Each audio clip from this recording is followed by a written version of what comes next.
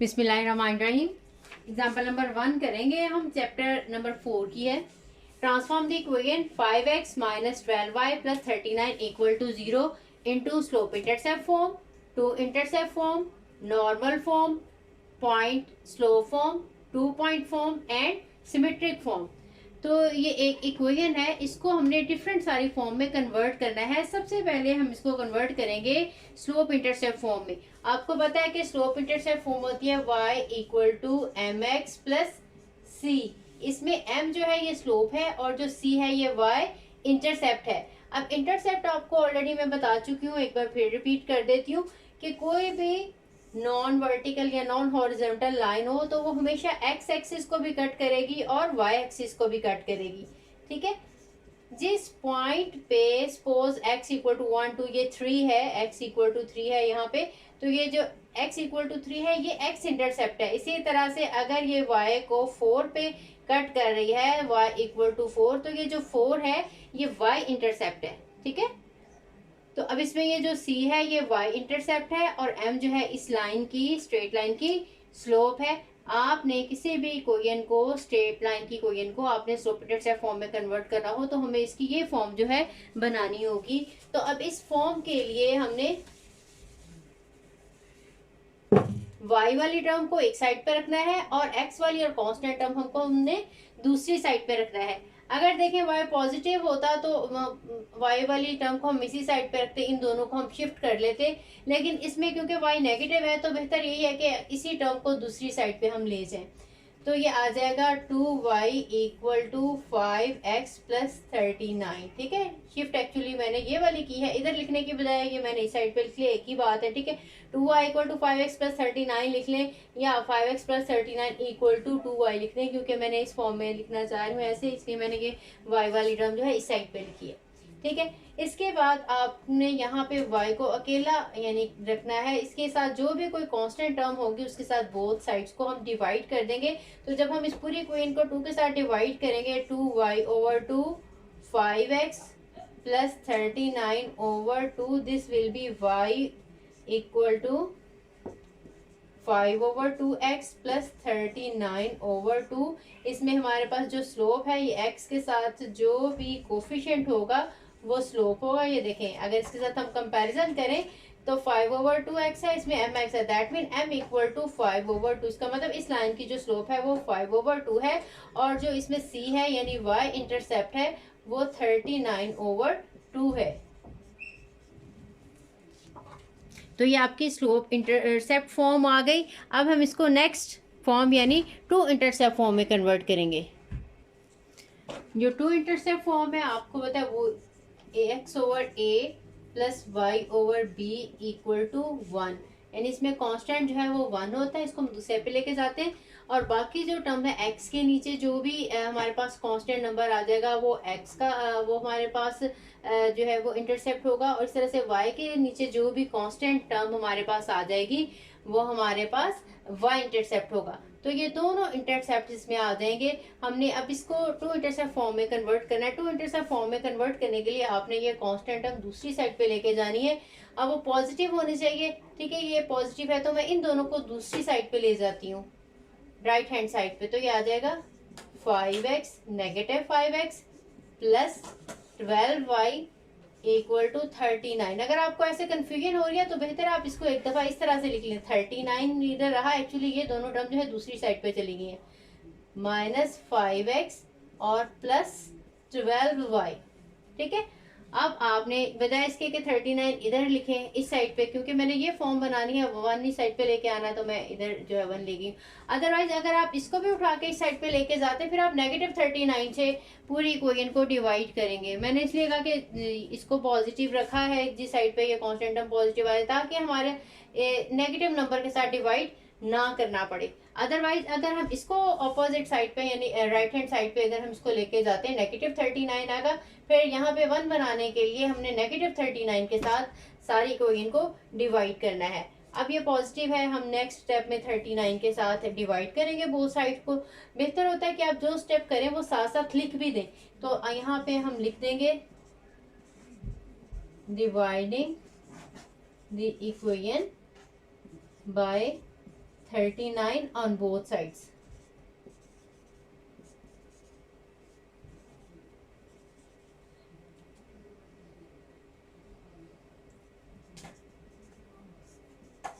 Negative 5x over 39 plus 12y over 39 equal to 39 over 39। अब देखें right hand side हमारे पास 1 आ गई। अब यहाँ पे हमने अकेला x जो है रखना है, ऊपर अकेला y इसके साथ, इसका मतलब जो भी इसके साथ कोफिशिएंट है ये यहाँ पे नहीं होना चाहिए।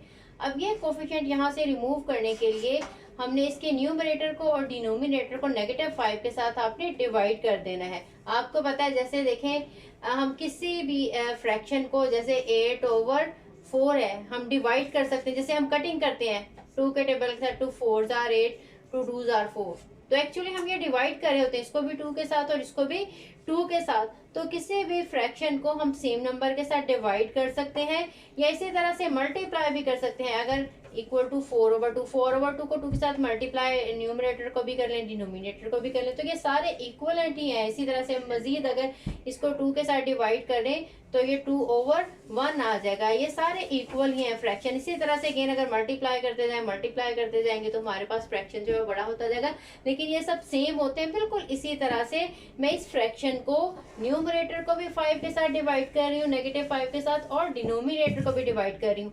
अगर मैं इसको -5 के साथ डिवाइड करूंगी, -5x/5 में लिख देती हूँ अगर आप, ताकि आपको एक दफा अच्छे से समझ आ जाए, और 39/-5 प्लस 12y ओवर, इसमें 12 है y के साथ, तो इसको हम न्यूमरेटर को और डिनोमिनेटर को 12 के साथ डिवाइड करेंगे, 39/12।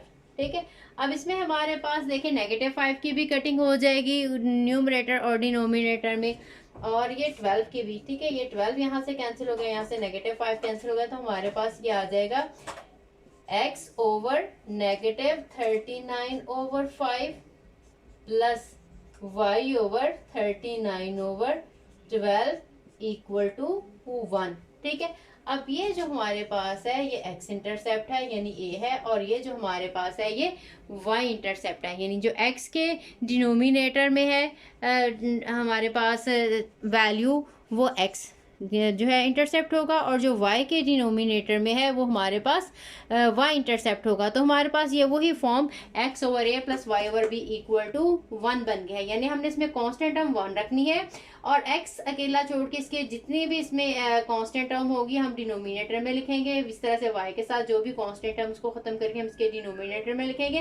तो x का डिनोमिनेटर जो है x इंटरसेप्ट को, और y का डिनोमिनेटर y इंटरसेप्ट को शो कर रहा होगा। तो हमारी इस तरह से ये जो है फॉर्म कन्वर्ट हो गई है। इसके बाद हम इसको कन्वर्ट करेंगे नॉर्मल फॉर्म में।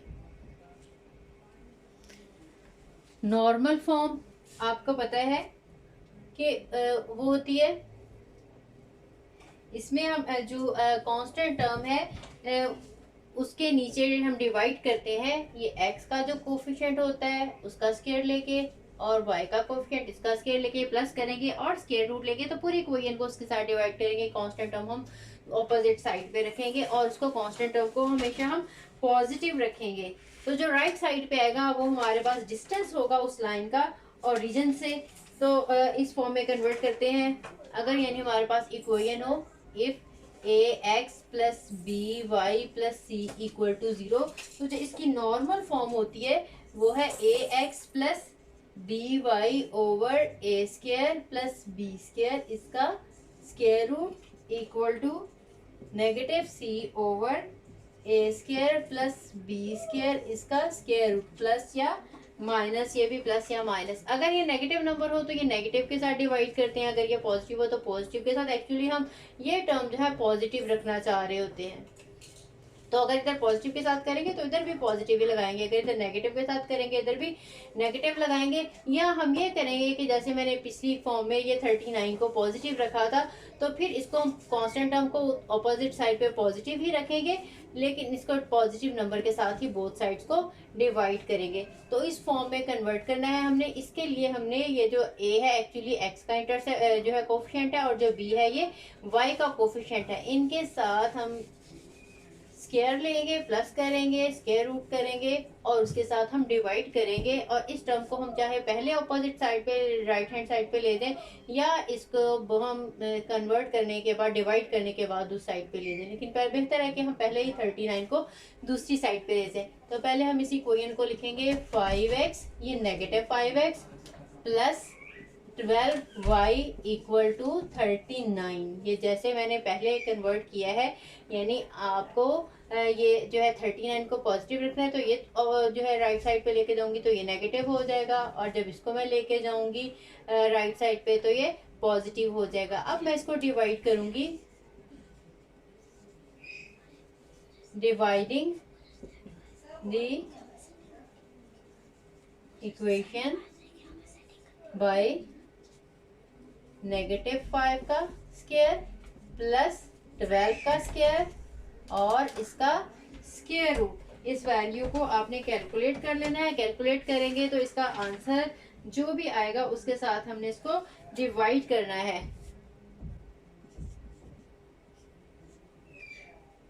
144 होता है और ये आ जाएगा, क्योंकि ये पॉजिटिव मैंने इसको रखा है इसलिए इसको भी पॉजिटिव मैं इसकी वैल्यू लूंगी। मैंने प्लस माइनस नहीं लगाया।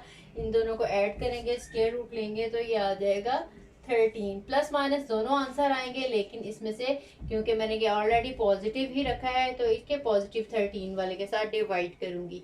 ठीक है, इसलिए मैं यहाँ पे नहीं लिख रही डिवाइडिंग बाय ये positive 13। Negative 5x over 13 plus 12y over 13 equal to 39 over 13। ठीक है, ये रिक्वायर्ड फॉर्म है इसकी। नॉर्मल फॉर्म इनकी कटिंग करेंगे तो ये 3 आ जाएगा। Negative 5x over 13 plus 12y over 13 equal to 3। तो ये हमारी रिक्वायर्ड नॉर्मल फॉर्म है, जिसमें ये जो 3 है ये हमारे पास उस लाइन का ओरिजिन के साथ परपेंडिकुलर डिस्टेंस है। यानी अगर ये स्ट्रेट लाइन है हमारे पास तो इस लाइन का परपेंडिकुलर डिस्टेंस होता है। ठीक है, जब भी हम नॉर्मल फॉर्म में कन्वर्ट करते हैं तो ये जो राइट साइड पे कांस्टेंट वैल्यू बचती है that is perpendicular distance of that line from origin. ठीक है, ये एक्चुअली साथ साथ इसलिए आपको ये बताते जा रही हूँ कि जब हम कुछ क्वेश्चंस करेंगे तो हमें ये डिस्टेंस चाहिए होता है कई क्वेश्चंस में, तो हमें इसको नॉर्मल फॉर्म में कन्वर्ट करना पड़ता है। तो आपको पता होना चाहिए कि इसमें ये क्या चीज़ है, ये क्या उसमें इंटरसेप्ट है। अगर हमने इंटरसेप्ट फॉर्म में कन्वर्ट करें, हम दोनों इंटरसेप्ट पता चल जाते हैं। पहले हमने स्लोप इंटरसेप्ट फॉर्म में कन्वर्ट किया था तो उससे हमें स्लोप भी पता चल जाती है और वाई इंटरसेप्ट भी पता चल जाता है। इस तरह जब हम इसको नॉर्मल फॉर्म में कन्वर्ट करेंगे तो हमें उस लाइन का ओरिजिन के साथ परपेंडिकुलर डिस्टेंस पता चल जाएगा। ठीक है, अब इसके बाद हम नेक्स्ट जो है इसको ट्रांसफॉर्म करने से आ रहे हैं पॉइंट स्लोप फॉर्म में। आपको पता है पॉइंट स्लोप फॉर्म क्या होती है, जिसमें एक पॉइंट और एक स्लोप को यूज किया जाता है। y minus y1 equal to m x minus x1। यानी हमें एक पॉइंट उसमें क्लियर नजर आएगा और एक हमें उसमें स्लोप नजर आएगी। अब देखिए इस लाइन का हमने कोई सा भी पॉइंट निकाला हो, हम x की वैल्यू रखेंगे, y की वैल्यू निकालते जाएंगे तो ये सारे इसके पॉइंट आएंगे। कोई से भी x की वैल्यू सब्स्टिट्यूट 0 कर दें, y का आंसर निकल आएगा। x की 1 रख देंगे, y का दूसरा कोई पॉइंट आ जाएगा। x की 3 रखे, y का कोई आंसर। ये सारे के सारे जितने भी इस तरह के पेयर्स बनेंगे ये सारे के सारे उसी लाइन के ऊपर एग्जिस्ट कर रहे होंगे। या इसी तरह से अगर हम y की वैल्यू रखते जाएं, 0 रखें, 1 रखें, 2 रखें, y की वैल्यू सब्स्टिट्यूट करते जाएंगे तो हमारे पास x के आंसर आते जाएंगे। तो जो जितने भी ऑर्डर्ड पेयर्स होंगे जिनमें पहला x का कोऑर्डिनेट और दूसरा y का कोऑर्डिनेट होगा, ये सारे के सारे इसी स्ट्रेट लाइन के ऊपर ही एग्जिस्ट करेंगे। तो अब हमें इसके लिए पहले एक पॉइंट चाहिए है और एक स्लोप चाहिए। ठीक है, इसका पॉइंट निकालने के लिए आप x को या y को 0 रख सकते हैं। जो बुक में किया हुआ है उसमें y को 0 किया है, मैं उसी तरीके से बताती हूँ। अदरवाइज आप x को 0 करके y की वैल्यू निकाल के भी एक पॉइंट निकाल सकते हैं। इसमें अगर हम देखें, पुट करें, इसमें put y equal to 0, then ये देखिए 5x, ये वैल्यू 0 हो गई, प्लस 39 इक्वल टू 0 आ गया। This implies that 5x equal to negative 39 and x equal to negative 39 over 5 which was the x intercept, ठीक है। जब y 0 हो तो एक्स इंटरसेप्ट की वैल्यू आ जाती है, जब x 0 होता है तो y इंटरसेप्ट की वैल्यू आ जाती है। तो हमारे पास जो पूरा पॉइंट एक बन गया, then -39/5 and 0 lies on given line, ठीक है।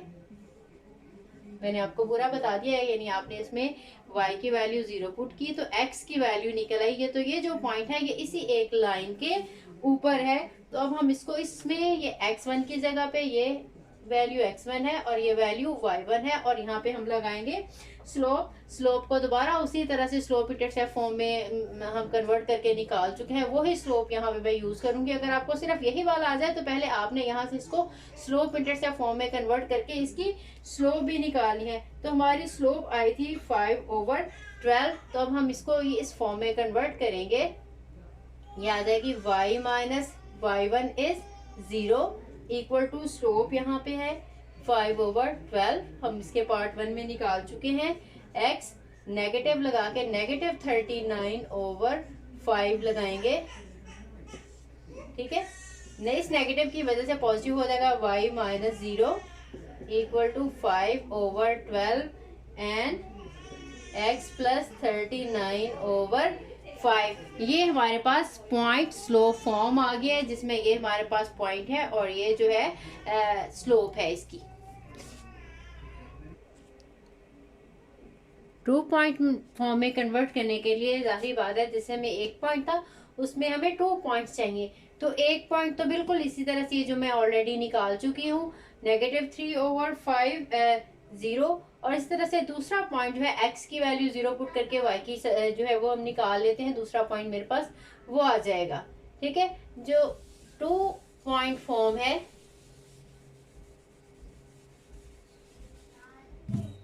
वो है मेरे पास y minus y1 x2 minus y2 minus y1 equal to x minus x1 over x2 minus x1, ठीक है। ये जो है 2 पॉइंट फॉर्म है। x1 y1 एक पॉइंट है और जो दूसरा पॉइंट है वो x2 y2 है। जस्ट हमने 2 पॉइंट जो है वो निकालने हैं। निकालने के बाद x1 y1 और x2 y2 की जगह पे मैंने सब्स्टिट्यूट कर देने हैं। तो एक ये मेरा पॉइंट था। अब हमारे पास अगर मैं इसमें x देखें 0 पुट करती हूँ तो y का आंसर आ जाएगा -39/12। तो 39/12 आ जाएगा।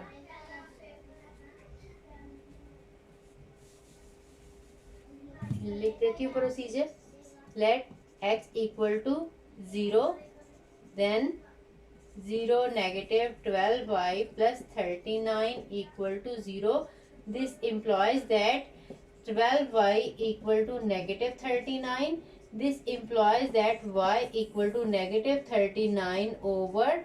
-12 तो ये नेगेटिव कैंसिल हो जाएगा, तो हमारे पास जो पॉइंट आएगा 0 और 39/12।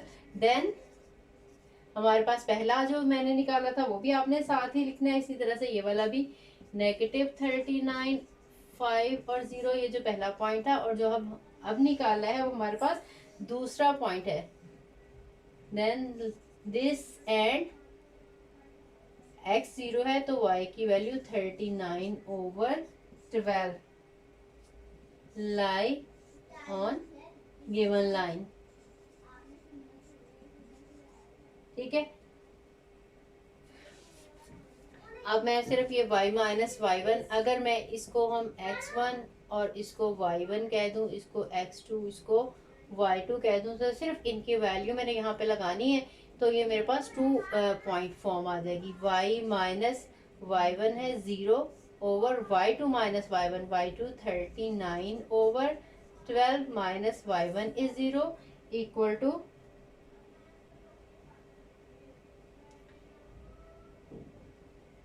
ये आ जाएगा x माइनस x1 है -39/5। ये जो नेगेटिव यहाँ पे है इसकी बजाय ये वाला नेगेटिव और ये पॉजिटिव हो जाएगा over x minus y minus y1 और y2 माइनस y1 है। और यहाँ पे x minus x1 and x2 मेरे पास है 0 माइनस x1 39/5, ये भी नेगेटिव है तो यहाँ पे भी ये पॉजिटिव आ जाएगा। ठीक है, इस फॉर्म में भी कन्वर्ट किया जा सकता है। अदरवाइज ये देखें इनको, ये इस तरह y minus y1 equal to ये x माइनस x1, और यहाँ पे हमारे पास m स्लोप होती है, और ये स्लोप आपको पता है y2 minus y1 over x2 minus x1 करके। ठीक है, इस फॉर्म में भी लिख सकते हैं, और इस फॉर्म में भी एक्चुअली ये वही फॉर्म है y minus y1 x minus x1, और ये है स्लोप। तो इसमें ये देखें, ये जो है इसके डिनोमिनेटर में लिख ली है और ये वैल्यू इसके डिनोमिनेटर में लिखी। ठीक है, इसी को ट्रांसफॉर्म करके ये वाली, ठीक है, स्लोप अगर हम y minus y1 minus y2 या x1 माइनस x2 भी लिखी जा सकती है। ये आप पे डिपेंड करता है, क्योंकि हमें हमारी अपनी चॉइस है किसको हम x1 x2 ले रहे हैं, किसको हम y1 y2 ले रहे हैं। तो स्लोप ये भी लिखी जा सकती है, या slope y1 minus y2 over x1 minus x2। अगर हम ये लेंगे तो फिर भी ये ठीक है, फिर इसके नीचे y1 माइनस y2 और इसके नीचे x1 माइनस x2 आएगा। ठीक है, मैंने ये इस फॉर्म में लिखा है, जो बुक में किया हुआ है उन्होंने इस तरह से स्लोप लिखी है y1 माइनस y2 और x1 माइनस x2। तो फिर हमारे पास ये जो फॉर्मूला बनेगा ये वाला y minus y1 over y1 minus y2 equal to x minus x1 and x1 minus x2। ठीक है, ये लिख लें या ये लिख लें, एक ही बात है। तो इसके बाद नेक्स्ट हमारी लास्ट फॉर्म रह गई है सिमेट्रिक फॉर्म। तो अब हम इसको सिमेट्रिक फॉर्म में कन्वर्ट करेंगे। जो सिमेट्रिक फॉर्म है इसमें हमारे पास साइन ऑफ अल्फा और कॉज ऑफ अल्फा। अल्फा जो है वो एंगल है जो कोई भी स्ट्रेट लाइन जो है वो एक्स एक्सिस के साथ बना रही होती है। जैसे देखें, अब हमारे पास ये भी है, सपोज ये इस तरह से लाइन है, तो ये जो एंगल अल्फा है ये एक्स एक्सिस के साथ इसका एंगल है। अगर हमारे पास tan की वैल्यू दे दें तो फिर उसे हम साइन की और कॉस की निकालेंगे। आपको पता है कि इसकी ये जो स्लोप, ये जो लाइन है, ये दिस ओवर दिस, यानी इनकी राइज टू जो है रन, इनका जो रेशो होती है वो इसकी स्लोप कहलाती है। और आपको पता है इन्हीं दोनों की रेशो को हम tan भी कहते हैं। तो ठीक है, हमने इसकी स्लोप जो है वो फर्स्ट पार्ट में जो है वो निकाली थी, इसके और जगह भी हमने इसको यूज किया है। तो हम इसकी वही स्लोप जो है m that is equal to m was equal to, हमने निकाली थी m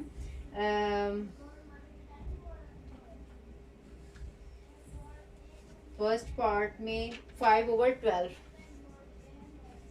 इसमें हमने इसको स्लोप इंटरसेप्ट फॉर्म में कन्वर्ट किया था। इसमें हम जो है y को दूसरी साइड पे लेके जाएंगे, इसके बाद हम इसके कोफिशिएंट के साथ डिवाइड करेंगे। 5/12 जो है ये इसकी m की स्लोप, इसकी लाइन की स्लोप आ जाएगी। अब आपको पता है कि ये जो है स्लोप ये हम tan थीटा से भी निकाल सकते हैं। एंगल अल्फा ले लें या थीटा कह लें। ठीक है, तो जो स्लोप होती है वो अगर हमें एंगल पता हो तो उससे भी इन दोनों की ही रेशो, एक्चुअली ये जो है ये स्लोप है, हम तो इसको हम tan अल्फा लेंगे। tan अल्फा की हेल्प से हम साइन अल्फा का और कॉस अल्फा का आंसर निकालेंगे। जैसे अगर ये 5 है और ये 12 है, पहले हम इसकी वैल्यू निकालेंगे। आपको पता है this is 5 square plus 12 square और स्क्वायर रूट, ये भी हमने वैल्यू निकाली थी तो ये 13 आ गई थी। तो यहाँ से हम साइन ऑफ अल्फा की वैल्यू निकालेंगे तो वो आ जाएगा 5/13, और कॉज ऑफ अल्फा की वैल्यू निकालेंगे तो वो 12/13 आ जाएगी। ठीक है, ये वैल्यू ऑलरेडी हम ट्रिग्नोमेट्रिक जो है वो फंक्शन वाले चैप्टर में कर सकते हैं। 9th चैप्टर में फर्स्ट ईयर में आपने किया है, फर्स्ट ईयर में 9th में भी किया है और 10th चैप्टर में भी। ठीक है, कि कोई एक हमें ट्रिग्नोमेट्रिक फंक्शन की वैल्यू दी है तो उससे हम किसी भी ट्रिग्नोमेट्रिक फंक्शन की वैल्यू निकाल सकते हैं। यूजिंग फार्मूला भी कर सकते हैं, या ये हम ट्राइंगल कंप्लीट करके यहाँ से भी निकाल सकते हैं। तो सिमेट्रिक फॉर्म के लिए हमें साइन अल्फा की और कॉज अल्फा की वैल्यू चाहिए। इसके अलावा हमें एक पॉइंट चाहिए। तो पॉइंट भी हमने अभी प्रीवियस में भी हमने निकाला था कि पॉइंट फॉर्म में भी निकाला, फिर 2 पॉइंट में हमने फॉर्म में हमने 2 जो है वो निकाले थे पॉइंट। तो कोई सा भी एक पॉइंट जो है हम यूज करेंगे इसका, and let -39/5 and 0 be the point on given line।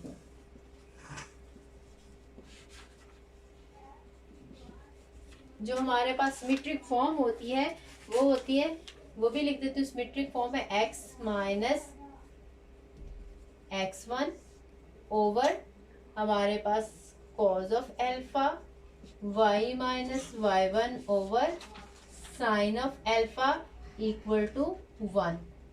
ठीक है, इक्वल टू 1, सॉरी कोई constant number equal to r लिख लें या कुछ भी नंबर कह लें।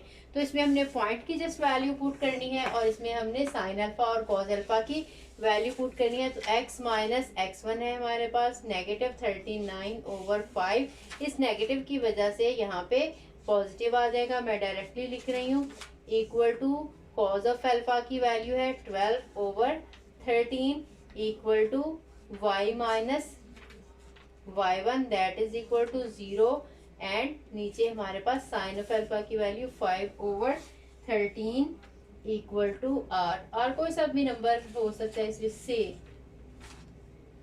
तो ये जो है इसकी फॉर्म है, ये इसकी सिमेट्रिक फॉर्म कहलाती है। ठीक है, अब हमने इस इक्वेशन को, एक इक्वेशन को मैंने आपको ये 6 फॉर्म में कन्वर्ट करके दिखा दिया। आपने इनकी जनरल फॉर्म जो है वो भी आपने याद रखनी है और इसके अलावा कैसे इस फॉर्म में कन्वर्ट करना है इसके साथ सारा प्रोसीजर भी मैंने आपको एक्सप्लेन कर दिया है। अगर किसी को कोई कन्फ्यूजन हो तो वो कमेंट्स में कोई भी क्वेश्चन मेरे से कर सकता है, इंशाल्लाह आपको आंसर मैं दे दूंगी।